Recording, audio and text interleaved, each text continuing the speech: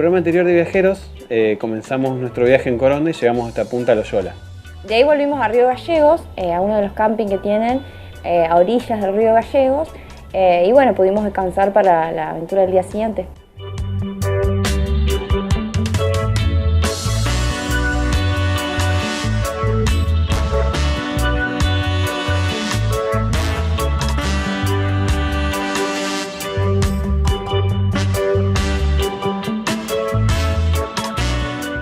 Ahora nos dirigimos al punto de inicio de la Ruta 40, ubicado en Cabo Vírgenes, para poder mostrarte de qué manera comienza esta increíble ruta. La historia de la Ruta 40 se remonta al año 1932 con la Ley 11.658, que crea una red de caminos nacionales y a su vez funda la Dirección Nacional de Vialidad, que sería la encargada de administrarlos.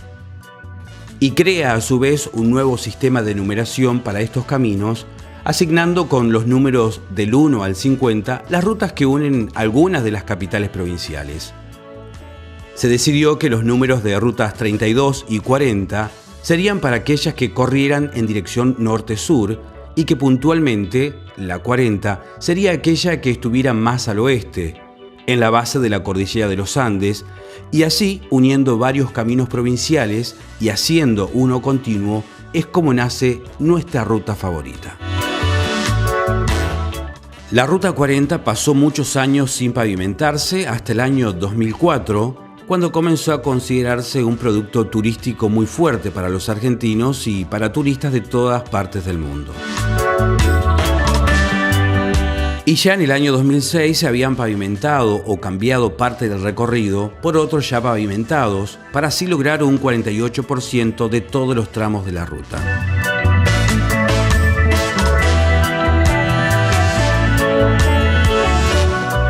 La Ruta 40 no siempre tuvo la traza que tiene hoy en día, sino que se fue modificando a lo largo de los años según las conveniencias del momento. Como pasó, por ejemplo, con el mojón del kilómetro cero, que de Punta Loyola se trasladó a Cabo Vírgenes. Hay muchos otros cambios más que se los vamos a ir mostrando a medida que vayamos cruzándonos con ellos. En un principio vale la pena comentar que la Ruta 40 se dividió en dos tramos, Ruta 40 Norte y Ruta 40 Sur, y el punto inicial de ambas se encontraba en la ciudad de Mendoza. Esto se modificó en el año 2004 cuando la Dirección Nacional de Vialidad decide determinar un único inicio de la ruta en Cabo Vírgenes. Por lo tanto, se mueve el mojón que le daba inicio a la parte sur, que se hallaba en Punta Loyola. La Ruta 40 es la ruta más extensa de todo el territorio argentino, y desde el punto de inicio, en Cabo Vírgenes, en la provincia de Santa Cruz, atraviesa 11 provincias y llega al punto final en La Quiaca, en la provincia de Jujuy. La ruta atraviesa 236 puentes y la verdad que algunos dan miedo. Además de la Ruta 40, se puede acceder a 21 parques nacionales y 27 pasos fronterizos. Y además se convirtió en el camino más alto de América y el segundo de todo el mundo, llegando casi a los 5.000 metros de altura en Salta. Por lo tanto, lo que ha hecho de la Ruta 40 algo mítico no solo es su longitud con sus 5.194 kilómetros, sino que también es la puerta de acceso a algunos de los destinos turísticos más importantes del país, además del entorno natural que atraviesa, su diversidad de climas y la herencia histórica y cultural que conecta. Pero lo más importante es que se ha convertido en un destino en sí mismo con solo el hecho de transitarla.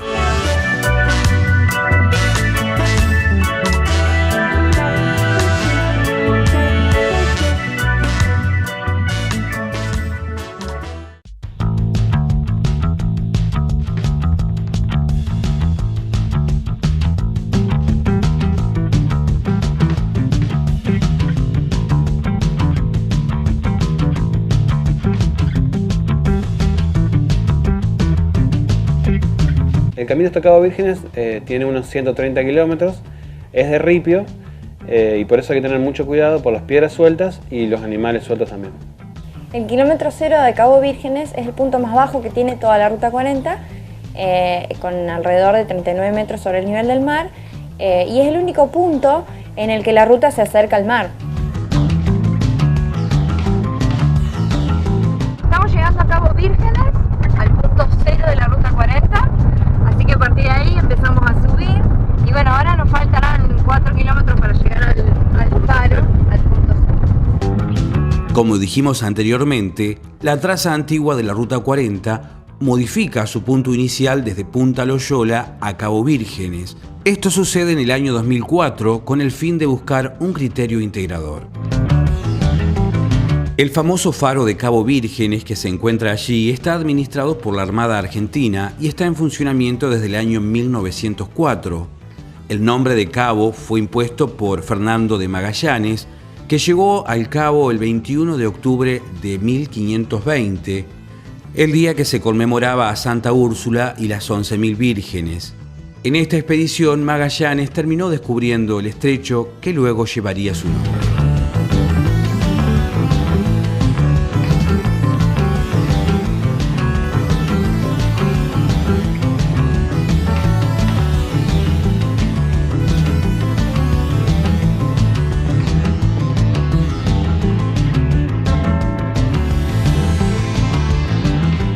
Llegar a Cabo Vírgenes no es poca cosa, porque ahí está el comienzo de gran parte de la historia de la Patagonia. Cuando llegamos nuestra sorpresa fue re grande porque nos dimos cuenta que el faro estaba acompañado del cartel de inicio de la Ruta 40 y del mojón del kilómetro cero.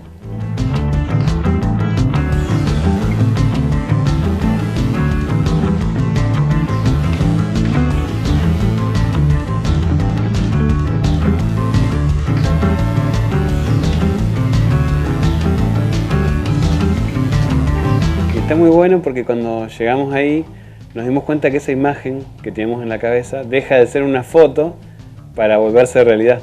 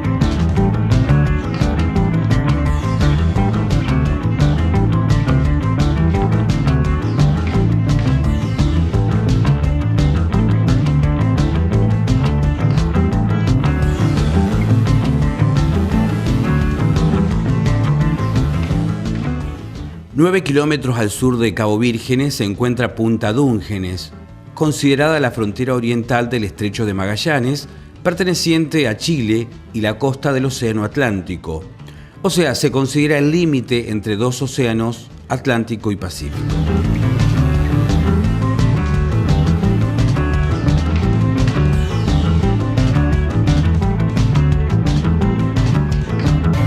En Cabo Vírgenes se fundó el primer poblado de la Patagonia. Quien estuvo a cargo fue Sarmiento de Gamboa en 1584, encomendado en una misión por la corona española para custodiar el estrecho de Magallanes de los enemigos. Llamó a la población Nombre de Jesús y si bien solo duró 3 meses, ya que fue construida con materiales precarios, hoy en día en su lugar hay un monolito en homenaje.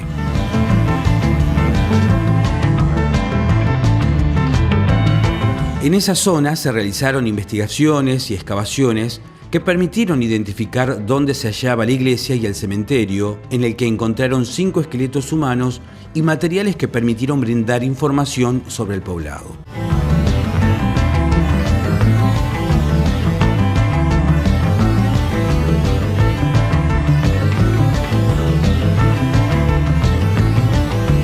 En un principio, esta zona no era una tierra que se consideraba rica en recursos, pero todo cambió en 1884 luego del hundimiento del vapor francés Arctic, sus restos fueron completamente saqueados y en una oportunidad el cazador tehuelche Lucache, excavando en restos del naufragio en busca de algo que pudiera vender, descubre pepitas de oro que juntó para luego venderlas en Punta Arenas. Este descubrimiento hizo que algunos aventureros un poco curiosos y también llevados por la codicia se acercaran hasta Cabo Vírgenes y comenzara lo que después se llamó la fiebre de oro. La policía argentina construyó una comisaría para llevar un control de la extracción del oro. Uno de los exploradores más reconocidos que por allí vivieron fue Conrado Asselborn, nacido en la ciudad entrerriana de Villa María en el año 1916. Conrado llegó a Cabo Vírgenes en 1950 para hacer una vida bohemia junto al mar por 42 años hasta el fin de sus días. Algunos dicen que llegó allí escapando de la ley y que decidió que sea la naturaleza quien lo juzgue. Y así crece Conrado, ¿no? Se va a hacer el servicio militar voluntario. A la Patagonia no vuelve, pero ahí se animó a poner el pecho al viento, como yo siempre digo, en una Patagonia que en ese momento estaba habitada casi al 100% por chilenos. Los personajes que los rodean a Conrado son todos chilenos. En una oportunidad estuvo preso por haberlo despachado, digamos, a un chileno. Ahí es donde va a parar la cárcel del fin del mundo. Procesado. Cuando el juez determina su inocencia por defensa personal, la misma gente le da trabajo ahí en la cárcel. Pasa a ser guardiacárcel, hasta que en 1950 esa prisión deja de funcionar porque se la pasa a la Marina y él ahí donde decide irse a buscar oro a Cabo Vírgenes. Todos esos años se dedicó a cazar animales y vender sus cueros en la ciudad de Río Gallegos, hasta que el pasar de los días le terminó pasando factura. Sus últimos años ya no podía ni bajar a la playa, que según dicen era lo que más le gustaba. Asegurando también que su idea era terminar con su vida cuando ya no pudiera valerse por sí mismo. Y así fue. El 11 de mayo de 1992 se puso la escopeta en la boca y disparó. Hoy en día su rancho ya no existe, pero sí quedó la historia viva. La historia de un hombre aventurero y un amigo del solitario mar de Cabo Vírgenes. A mí me lo presenta este muchacho, este amigo. Yo le digo, en un momento, vamos a hacer algo para que él pueda volverse a Entre Ríos y estar con su familia. Le conseguimos todo, camión, dinero, pasaje, y cuando le vamos a dar la buena nueva, él se empezó a reír. Entonces ahí es donde yo me di cuenta de que él ahí había encontrado su paraíso, ¿no?